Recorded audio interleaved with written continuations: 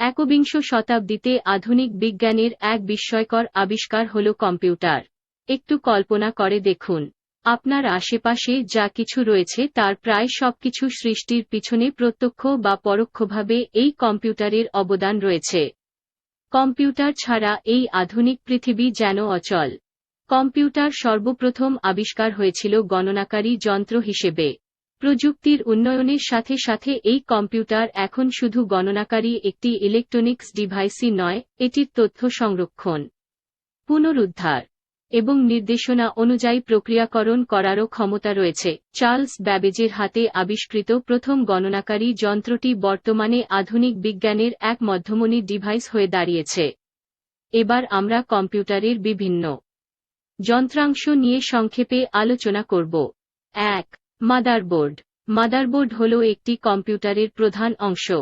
মাদারবোর্ডের মাধ্যমেই কম্পিউটারের অন্যান্য হার্ডওয়্যারগুলো একে অপরের সাথে যোগাযোগ করে কার্য সম্পাদনা করে থাকে। মাদারবোর্ডের ক্ষমতা যত বেশি থাকে, অন্যান্য হার্ডওয়্যারগুলো এর থেকে তত বেশি সাপোর্ট পায় এবং খুব দ্রুত কাজ করতে পারে, তাই মাদারবোর্ডকে কম্পিউটারের মা বলা হয়ে থাকে। ২. প্রসেসর। প্রসেসর হল একটি কম্পিউটারের প্রধান চালিকাশক্তি। এটি মাদারবোর্ডের মাঝখানে থাকে। এর প্রধান কাজ হল যে কোনো ডাটাকে প্রসেস বা প্রক্রিয়াজাতকরণের মাধ্যমে কাজের উপযোগী করে তোলা। এটি একটি গাড়ির ইঞ্জিনের মতো কাজ করে। প্রসেসরের স্পিড যত বেশি হবে, তত স্পিডেই কম্পিউটার যে কোনো কাজ সম্পন্ন হবে। ৩. Power supply. একটি কম্পিউটার চালানোর জন্য নিশ্চয়ই পাওয়ারের প্রয়োজন হয়।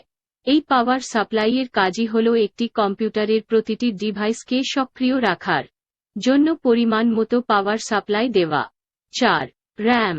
র্যাম এর মূল কাজ হল কম্পিউটার চলমান অবস্থায় প্রসেসরকে বারংবার তার কাজের কথা মনে করিয়ে দেওয়া। র্যাম এর সাইজ যত বড় হয়, র্যাম তত বেশি স্মৃতি ধারণ করে রাখতে পারে।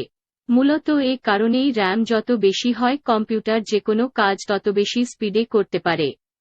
কারণ র্যাম একসাথে অনেকগুলো কাজ মনে রাখে এবং প্রসেসরকে বারবার তা মনে করিয়ে দেয়।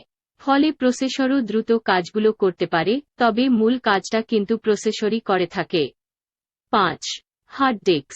হার্ড ডিস্ক হল কম্পিউটারের সংরক্ষণাগার।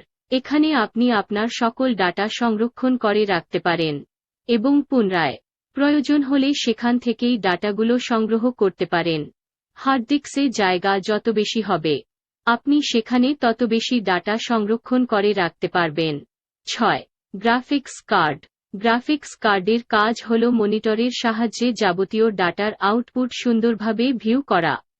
অর্থাৎ আপনি যত ভালো মানের গ্রাফিক্স কার্ড ব্যবহার করবেন, আপনার কম্পিউটারের মনিটর তত বেশি চকচকে হয়ে আপনার সামনে শো করবে।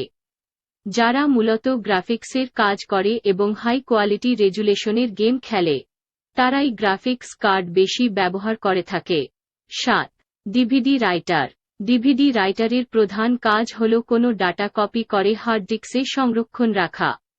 এছাড়াও কোনো সফটওয়্যার ইনস্টল করতে উইন্ডোজ দিতেও ডিভিডি রাইটারের প্রয়োজন হয়, তবে বর্তমানে পেনড্রাইভের বহুল ব্যবহারের জন্য সিডি বা ডিভিডি রাইটারের ব্যবহার অনেকাংশে কমে গিয়েছে। ৮. মনিটর। সাধারণত কম্পিউটারের কাজ করার ক্ষমতার সাথে মনিটরের কোনো সম্পর্ক নেই।